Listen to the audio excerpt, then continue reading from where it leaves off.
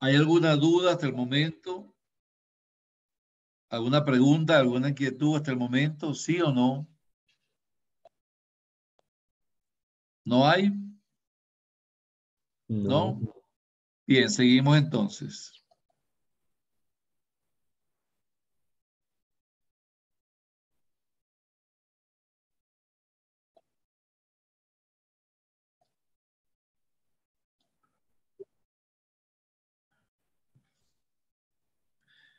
¿Ven la pantalla? ¿Sí o no? Sí, sí se ¿Sí? ve. Bien. Otro autor es Robin y Descenso.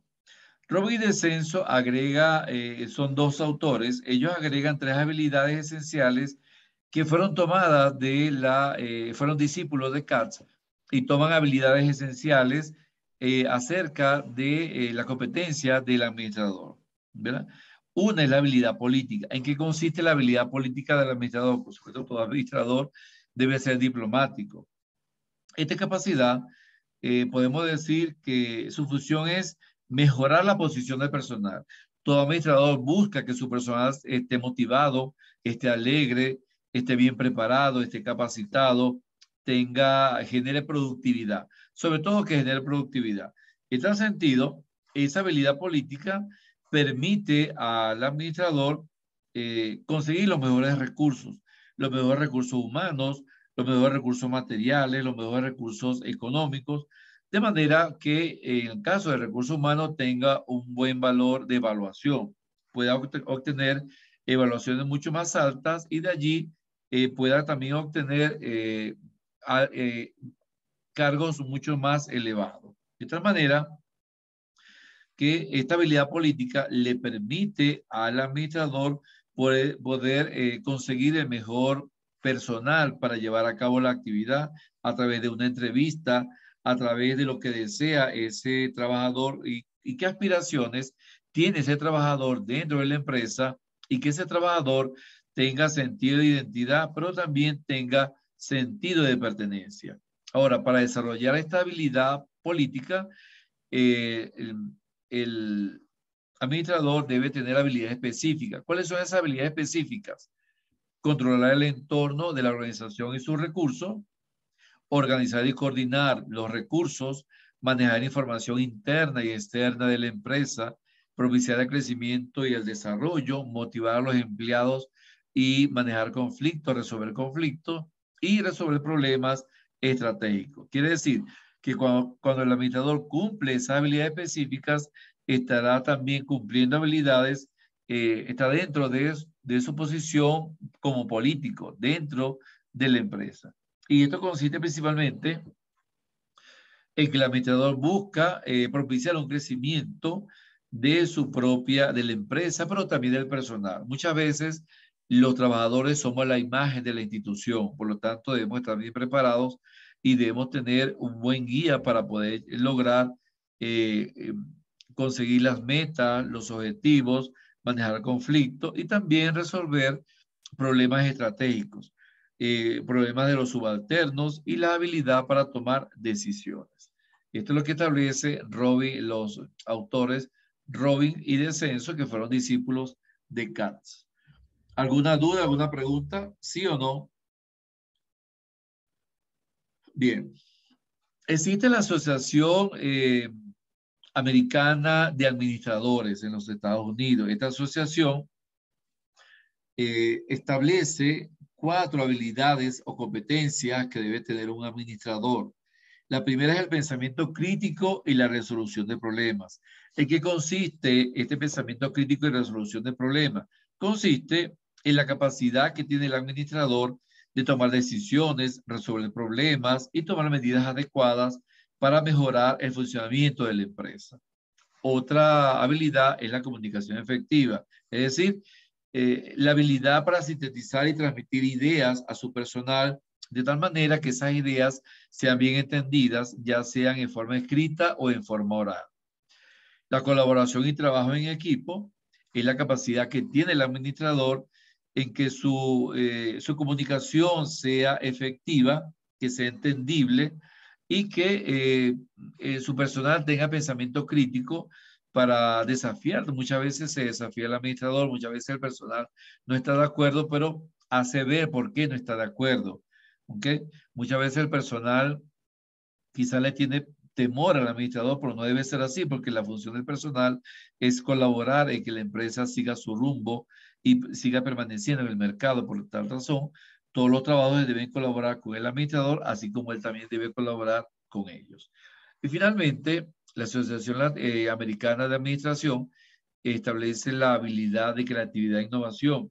Por lo tanto, aquí podemos decir que la capacidad del administrador de cada día motivarse a hacer algo nuevo, seguir investigando en el mejoramiento del proceso administrativo, el mejoramiento de la planificación estratégica, en mejorar los estudios de mercado, la mercadotecnia, la administración operativa. Quiere decir que el administrador debe cada día seguir estudiando, buscando información acerca de los nuevos modelos administrativos que están de moda a nivel de la globalización, de tal manera que su empresa pueda sitiarse en un alto nivel con respecto a la competencia y que no quede desfasada de los niveles de gerencia a nivel mundial. Esas, digamos, son las cuatro habilidades y competencias que establece la Asociación Americana de Administración como roles del administrador. ¿Alguna duda, alguna pregunta? ¿Sí o no? Bien. ¿Cuáles son las reglas eficaces para ser un buen gerente? ¿Verdad? Siempre el administrador debe preguntarse qué hay que hacer. No conformarse con lo que hay, sino siempre buscando la mejor información externa para llevarla a cabo la empresa. Por lo tanto, siempre el administrador nos preguntamos, ¿es esto lo correcto para la empresa? ¿Se debe asociar a otra empresa? ¿Debe comprar acciones en el mercado o debe comprar bonos en el mercado? Siempre el administrador debe conocer cómo funciona la economía. Por esa razón, tanto la economía como la administración son dos ramas muy similares, porque una depende de la otra. Se llevan, van de la mano prácticamente. Por lo tanto, un buen gerente debe trazar un plan de acción a corto, mediano y largo plazo, ¿verdad? A medida que se van desarrollando las actividades empresariales. Un buen gerente asume responsabilidades para la toma de decisiones, asume responsabilidad para comunicar los logros, los aciertos de la actividad económica. Un buen gerente se centra en oportunidades, aprovechar las oportunidades que tiene la amenaza o la debilidad de la competencia. Un buen gerente hace reuniones productivas. Se estima que debe hacerse al menos un mínimo una reunión por semana. Por lo tanto, un buen gerente no piensa ni dice yo, piensa en el equipo, dice nosotros, porque es un líder. ¿Okay? Como es líder, él piensa como equipo, no piensa como grupo. En tal sentido, lleva un momentico que estoy grabando. En tal sentido, con el ascenso del trabajador del conocimiento, esta área ha adquirido mayor importancia. Quiere decir que el ascenso de los trabajadores principalmente depende de un buen administrador. En una economía del conocimiento, como la economía del siglo XXI, las personas somos más activas dentro de la empresa, somos promotores de esa empresa y por lo tanto buscamos desarrollar nuestras aptitudes con C y las actitudes con P. Entonces, esas son algunas reglas básicas de lo que es un buen gerente, formado por supuesto como un buen administrador. ¿Alguna duda, alguna pregunta? ¿Sí o no? Bien, Disculpe, licenciado. dígamelo yo. Anteriormente estábamos hablando del administrador, ¿no? Y ahorita acabó ¿Sí? usted también de mencionar lo que es el administrador, pero en la diapositiva anterior nos hablaba del gerente. O sea, ¿cuál es la diferencia en el administrador y el gerente? Ok, mire, ponga atención. La- eh, el gerente es la función del administrador dentro de una empresa. ¿Ok? El gerente es mucho más que el administrador. O sea, yo me formo como administrador. Yo puedo formarme como administrador de forma empírica o a nivel profesional. Pero cuando yo desarrollo actividades empresariales, administrativas, me convierto en un gerente. Puedo ser gerente de producción, puedo ser gerente de comercialización, gerente de contabilidad, gerente de mercadotecnia. pero tengo las bases administrativas de formación. ¿Okay? Prácticamente el gerente es mucho más visionario que el administrador. El administrador se forma a nivel académico. En cambio, el gerente se forma a nivel de la experiencia. El gerente se forma en el ruedo de la actividad económica, de la actividad comercial, cuando él toma decisiones, cuando conoce el mercado, conoce los clientes, tiene conversación con su personal, cuando él tiene conocimiento de lo que circunda en la economía. ¿Okay? A nivel microeconómico, si va a analizar demanda, oferta, precio, comercialización, o va a analizar también compras. Pero a nivel macroeconómico, cuando ese gerente, ¿verdad? Debe conocer, debe tener conocimiento de inflación, de balanza comercial, de balanza de pagos, de crecimiento económico, de desarrollo económico. Debe tener conocimiento de la banca comercial, conocimiento de mercado de capitales, de mercado bursátil, o sea, todo lo que rodea al aspecto macroeconómico. Entonces, esa es la formación de un gerente. Conocimientos a nivel microeconómico, a nivel macroeconómico y a nivel de cómo se desarrolla el mercado. Eso lo hace ser un buen gerente. Bien, si me di a entender, me supo explicarlo yo. Sí, licenciado, en conclusión, ¿no? O sea, el gerente es el que se encarga a llevar a la empresa así en conjunto, más del administrador es Exacto, el que se encarga de hacer funcionar bien internamente a la empresa. Así eso más o es menos lo correcto, entendí. sí. ¿Estoy bien? Exactamente. Listo. El administrador principalmente se ocupa del aspecto interno de la empresa, se ocupa del proceso administrativo, se ocupa de la planificación, de la organización, de la dirección y el control. En cambio, el gerente va mucho más allá. El gerente se ocupa de la totalidad de la distribución de los recursos económicos, humanos, tecnológicos y administrativos de toda la organización o incluso de un gran consorcio. Ese es el gerente. En cambio, el administrador está mucho más centrado en la parte operativa y funcional de la administración y de la empresa en sí. Bien, esa es la Gracias. diferencia. A su orden. Bien, aquí hay una asignación. Investigar. Diferencia y semejanza, fíjese, la pregunta que usted me hizo. Diferencia y semejanza entre un administrador, un gerente y un jefe autocrático. Aciertos y errores que cometen los administradores en su gestión. Funciones y características de un administrador. Y papel del administrador en el proceso administrativo. Y finalmente, las funciones del administrador, tanto en la gestión pública como en la gestión privada. Esta es una asignación que está colocada en la plataforma. ¿Okay? Y tiene su fecha, no es para hoy, tiene su fecha, no recuerdo en este momento, pero al final de la clase pueden entrar a la plataforma y pueden empezar a investigar. Esa información la consiguen en cualquier texto de administración y también la pueden conseguir en Google Académico o en Internet. ¿Alguna duda, alguna pregunta? ¿Sí o no? ¿No hay preguntas? Bien, esa asignación es individual, tiene su fecha y la unidad 1 también tiene una prueba corta, también tiene su fecha. Quiere decir que en la unidad 1 vamos a ver evaluación de la actividad, la asignación esta y de una prueba corta. Por eso es importante que estén atentos a la clase. Pregunten lo que deban preguntar, aunque toda esta información está en la carpeta de contenido de estudio de la unidad número 1. Bien, ahora vamos a ver lo que es una empresa. Vamos a ver cómo se forman las empresas a nivel administrativo, a nivel económico y a nivel jurídico. ¿Cuáles son la clasificación? ¿Cuál es la clasificación empresarial? A continuación. ¿Alguna duda, algún aspecto, alguna inquietud con respecto a lo que es la administración y el papel y el rol del administrador según diferentes autores? ¿Alguna inquietud?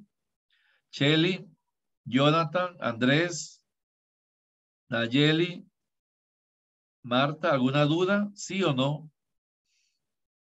Yarima Lema como que se me fue, Barragán nunca lo conocí y Caicedo tampoco la conocí porque no muestran su cámara. Bien, vamos a ver entonces. Otro aspecto. ¿Ven la pantalla? ¿Sí o no?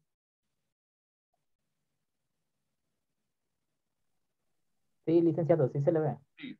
Gracias, Loyo. Bien, vamos a ver ahora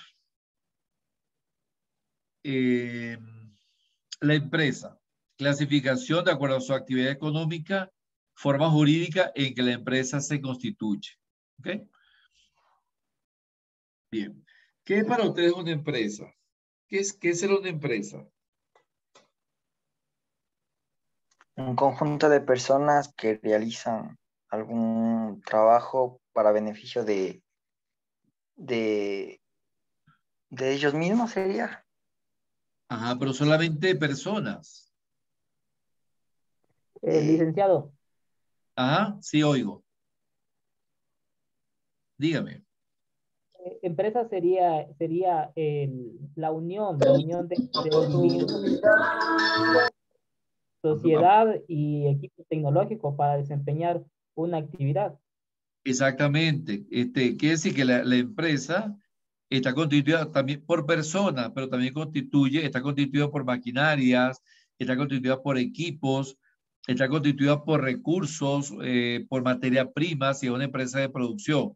Si es una empresa de servicio, no, pero una empresa es todos aquellos elementos que son conformados para constituirse como tal. Por ejemplo, aquí vemos una empresa, bueno, esta es una empresa fabricante de productos, es una industria, una gran industria. ¿Ok? Aquí principalmente podemos observar que es una empresa que fabrica productos. A diferencia, ¿verdad? En este caso de Dell, que es una empresa de servicios.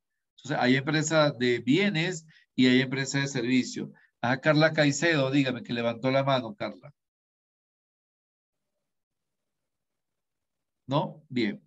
Entonces, ¿cómo podemos definir a la empresa? Principalmente como una unidad económico-social. ¿Por qué económico? Porque una empresa genera rentabilidad, está compuesta de ingresos, está compuesta de maquinarias, de equipo, la constituyen los terrenos, la constituye la construcción, la infraestructura. Y también es una unidad social porque está compuesta de seres humanos. Por eso es una unidad económico-social. ¿Cuáles son los elementos de una empresa?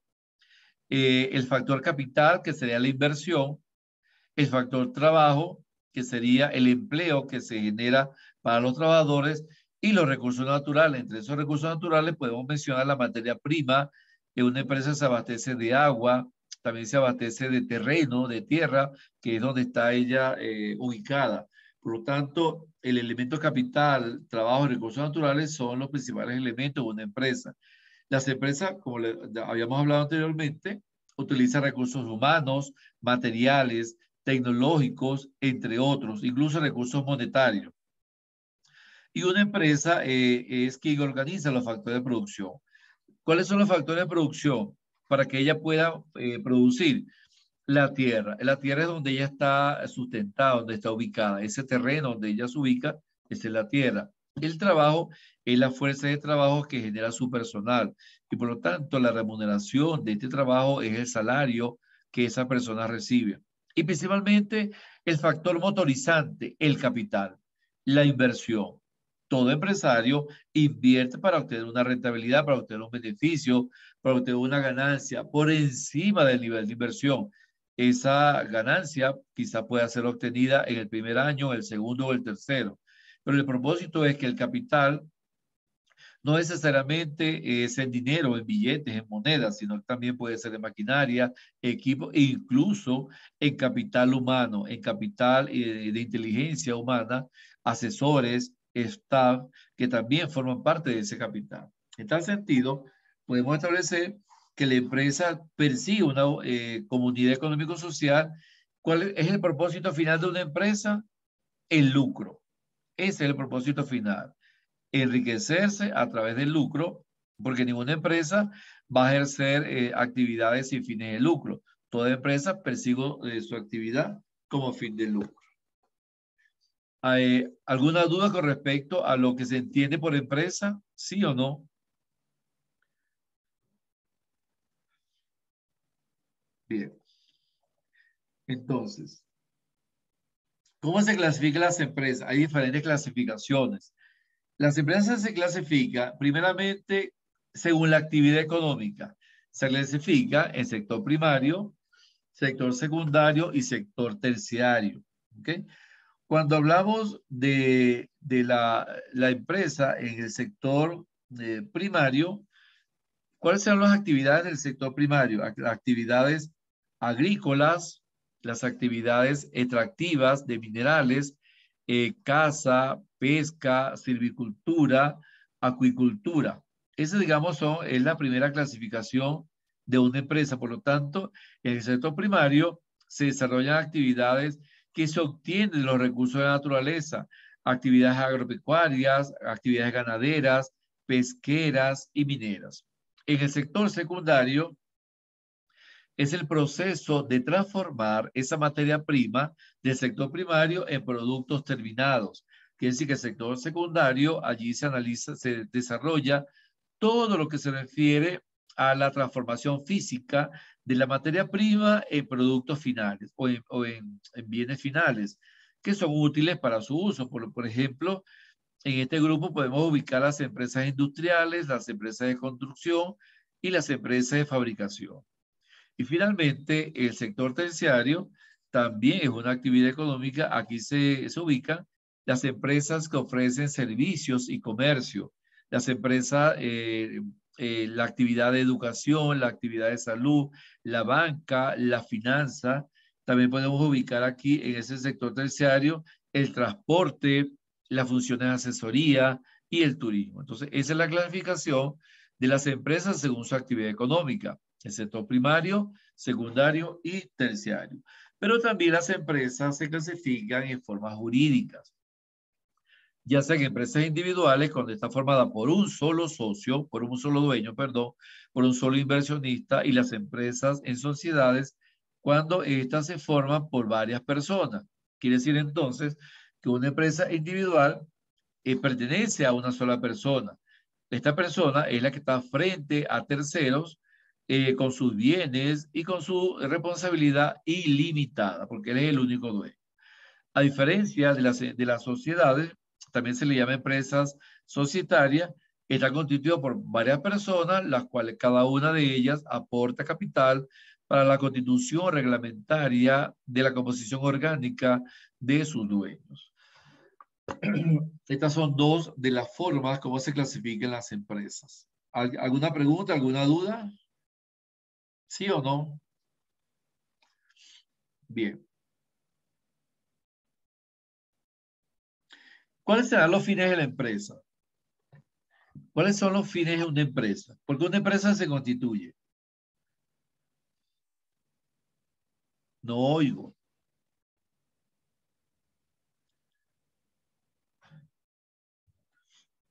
Primero, una empresa se constituye para prestar un servicio o producir un bien económico. Es su primer fin.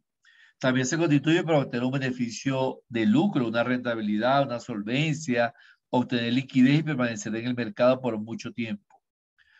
Otro fin es restituir los valores consumidos para continuar su actividad. Quiere decir que la empresa, cuando tiene un tiempo ejerciendo esa inversión, ¿verdad? Se convierte en una reinversión para comprar más productos, para mejorar la calidad de los productos, para aumentar el inventario, para especializarse y ofrecer un mejor producto o un mejor servicio. Quiere decir entonces que cuando restituye los valores, quiere decir que es una retroactividad a la inversión de los dueños. Por ejemplo, si la empresa es una librería, debería ir haciendo nuevos pedidos de útiles escolares, no solamente cuando empiece un año escolar, sino de forma permanente, porque siempre los estudiantes requieren insumos escolares. Por ejemplo, un restaurante también, todos los días tiene que procesar alimentos, tiene que abastecerse de materia prima para procesar alimentos. A ello se refiere con restituir los valores. Ahora, ¿cuáles son los órganos que constituyen una empresa? La empresa está constituida por personal, un órgano legislativo, un órgano directivo, un órgano ejecutivo, económico y a nivel organizacional. Entonces vamos a analizar cada uno de estos órganos. ¿A qué se refiere el órgano personal? El órgano personal no es más que las personas, los trabajadores que cumplen cada uno diferentes funciones de acuerdo a su preparación y de acuerdo a cómo está delegada su trabajo, su tarea. Ese es el órgano personal. El órgano legislativo está representado por el asesor jurídico o la junta de accionistas, principalmente por la junta de accionistas. Este órgano jurídico tiene la facultad de lograr los intereses a los cuales la empresa se ubica. Por ejemplo, si una persona natural es el órgano legislativo será de esa persona, que es el único dueño. Pero cuando son diferentes dueños, se conforma una junta de accionistas o se conforma una junta directiva. Por lo tanto, ese órgano legislativo pasa a ser una empresa colectiva. El órgano directivo, como su palabra lo indica, no es más que la persona que actúa por dirección del órgano legislativo. Es el director. También puede ser el gerente general, este órgano directivo. Quiere decir que ese órgano directivo tiene como función coordinar, controlar y dirigir los actos económicos administrativos de esa empresa. Por lo tanto, en ese órgano directivo puede estar presente el gerente, el director, que son ayudados por sus subgerentes o por los jefes o por los colaboradores o por los subalternos. Ese es el órgano directivo, quien tiene la función de gerenciar, de asumir responsabilidades de consecución de logros y de metas. El órgano ejecutivo, como su palabra lo indica, es el órgano que ejecuta. Aquí, este órgano ejecutivo, su función es principalmente desarrollar actos económicos administrativos a nivel de producción y también estará conformado por las obligaciones, los derechos para poder conseguir el dinero para llevar a cabo el proceso productivo. Quiere decir que ese órgano ejecutivo es el encargado de la producción de bienes y servicios o es el encargado de ofrecer la calidad de los productos a través de las diferentes redes o a través de los clientes. Posteriormente le sigue el órgano económico. El órgano económico lo conforma el patrimonio de la empresa, es decir, la inversión de la empresa. Este órgano económico, su función es desarrollar, digamos, conseguir el dinero, en palabras sencillas, conseguir el dinero para llevar a cabo futuras inversiones, garantizar que los ingresos sean mayores que los gastos, garantizar una transparencia de las cuentas contables, una transparencia de la contabilidad, transparencia del estado de pérdidas y ganancias, del balance general, que está ejercido principalmente por el contador, tanto por el contador o por un asesor contable o también por los auditores externos. Ese es el órgano económico. Y finalmente la organización. La organización no es más que la empresa en sí, cómo la empresa funciona con el propósito de establecer objetivos organizacionales a corto, mediano y largo plazo, de manera que los programas que se han desarrollado a corto, mediano y largo plazo se logren en su totalidad. Esos planes pueden ser planes de compras, planes de inventarios, planes de mercadotecnia, planes de expansión, de crecimiento o planes de apertura de nuevas sucursales. De eso se encarga la organización como tal, conjuntamente con todos los gerentes o conjuntamente con los directivos y con el órgano legislativo, que es quien emana las leyes, las ordenanzas o los reglamentos o los estatutos de la empresa que se está conformando como tal. Bien, ¿alguna duda con respecto a los órganos de la empresa? ¿Sí o no? ¿No hay dudas? ¿No hay preguntas? Dígame. Una consulta. Para una empresa, para constituirse, tiene que estar obligadamente a tener estos órganos, estos 6 órganos, o puede, para poderse constituir una empresa, puede omitirse alguno de estos órganos. No, se pueden omitir. Eso va a depender si es una pequeña empresa, una mediana empresa, una gran empresa. Si es una pequeña empresa, puede comenzar con el órgano personal, con el órgano ejecutivo y con el económico. Si es una pequeña empresa. Si es una mediana empresa, ya va, queda poco tiempo. Si es una mediana empresa, dependiendo si tiene varios socios, es importante que se constituya a nivel personal, a nivel legislativo y directivo, ¿ok? Y a nivel económico. Ahora, si es una gran empresa, una empresa transnacional, multinacional, sí debe tener los 6 órganos, todos los órganos. Entonces, dependiendo de cómo la empresa se vaya adaptando, va desarrollando cada uno de sus órganos hasta conformarse en una gran empresa, porque eso lo determina el que sea una pequeña empresa, una mediana empresa, una gran empresa, lo determina el número de personas que trabajan dentro de ella, que más adelante lo vamos a ver. Pero no necesariamente una empresa que nace debe conformarse como tal. Debe, a medida que va creciendo, va adaptando cada uno de los órganos en cuestión. ¿Sí? ¿Respondí a Gracias, su licenciado. pregunta? A su orden. Gracias, ¿Alguien sí. más? A su orden siempre. Bien. ¿Cuáles son las funciones de la empresa? La empresa tiene 3 funciones. La función económica, la función de dirección y la función social. Cuando una empresa desarrolla la función económica, ¿ok? La primera función económica es que ella se convierte en un instrumento económico para obtener rentabilidad, para obtener dinero, para que su inversión se multiplique. Por lo tanto, a nivel económico, ella lo que busca es maximizar sus ganancias y minimizar sus costos y sus gastos. Esa es la función económica. Por lo tanto, la función económica se encarga de reducir costos e incrementar ingresos. Ese es el propósito de la función. Por eso se convierte en una empresa de lucro. Si no ejerce la función económica, automáticamente no tiene razón de existir, porque las empresas se crean para generar independencia económica de los socios.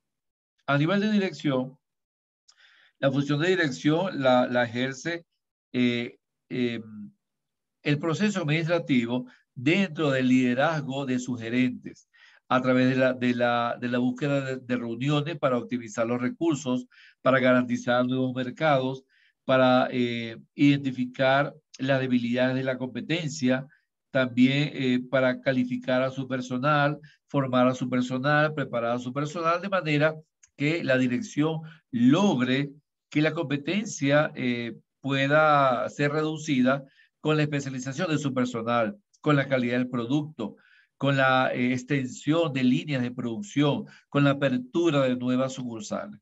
Eso es lo que busca la dirección de una empresa, expandirse, generar crecimiento y desarrollo dentro del sector donde está situada. Y el nivel social se toma en cuenta el elemento humano. El nivel social es mantener feliz y alegre a sus trabajadores. Quiere decir que esa función social, allí deben tomarse en cuenta todos los miembros de la empresa, debe valorarse la calidad del trabajo, debe valorarse la gestión organizacional, debe valorarse el comportamiento organizacional, el sentido de identidad de las personas, el sentido de pertenencia y tratar a sus trabajadores como sujetos conscientes que pertenecen a esa empresa y valorarlos. Es decir, es lo que llamamos hoy en día la calidad del capital humano. Ese es el aspecto social de la empresa. Quiere decir que una empresa debe ser vigilante de poder ejercer las 3 funciones. Esto sí es obligante para toda la empresa, que ejerza funciones económicas, funciones de dirección y funciones sociales. Que el personal sea tomado en cuenta, que exista un liderazgo, una motivación y que también la empresa tenga un horizonte a donde quiere llegar, que la empresa sea visionaria y eso lo consigue a través de sus trabajadores y principalmente con los líderes que son sus gerentes y sus administradores. Esa es la función de una empresa rentable. Bien, ¿alguna duda, alguna pregunta? ¿Sí o no? ¿No? Bien. ¿Cuáles son los tipos de empresas? Según el objeto económico, las empresas se clasifican en transformadoras. ¿Ok? Primeramente, en transformadoras. Ahora, esas empresas transformadoras, podemos decir que son aquellas que elaboran productos y transforman la materia prima en un producto final. Transforma en materia prima del sector primario en un producto final que es comercializado en el sector secundario, en la tecnología. Ahora, dentro de esas empresas transformadoras se subclasifica en industriales manufactureras, en empresas extractivas y en empresas reproductoras. ¿Ok? Ahora, ¿qué es una empresa manufacturera? Aquella que transforma, como le decía, a través de procesos físicos o químicos, la materia prima en un producto final. Eso podemos decir que son empresas manufactureras o industriales. Las empresas extractivas, como su palabra lo indica, extraen de la tierra materias primas, ¿ok? Y no les devuelve nada a cambio. O sea, son empresas, por ejemplo, la empresa de petróleo, la extractiva de petróleo, Petroecuador, las empresas extractivas de oro, de diamante, de hierro, de minerales. Son empresas extractivas. ¿Okay? Por lo tanto, extraen el producto de la materia prima y la venden en el mercado. O las empresas agrícolas que extraen los productos agrícolas de la tierra y la venden en el mercado. Son empresas extractivas.